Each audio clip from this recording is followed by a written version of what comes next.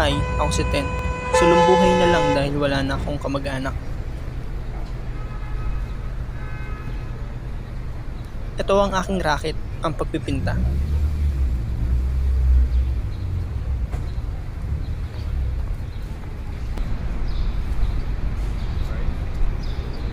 Pauwi na ako ng bahay nang may makita akong puting paru-paro.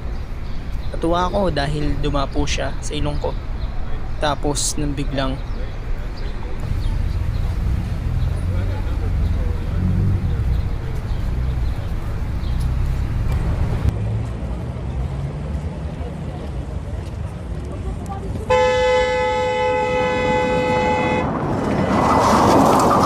sobrang takot ang naramdaman ko. Buti na lang walang nangyari sa akin.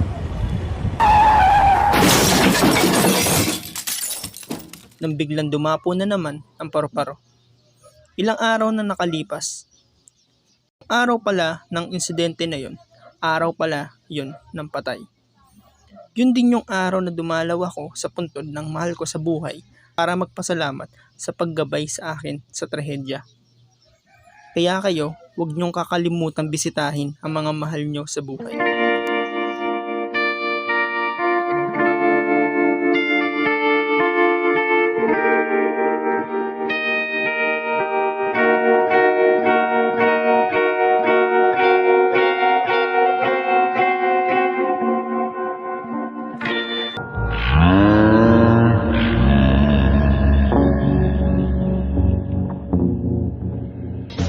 Kung nagustuhan mo ang mga ganitong video, huwag mong kakalimutang i-like, i-follow at mag-subscribe para lagi kang updated sa mga videos natin at mag-comment para lagi kitang i-shoutout sa mga videos natin.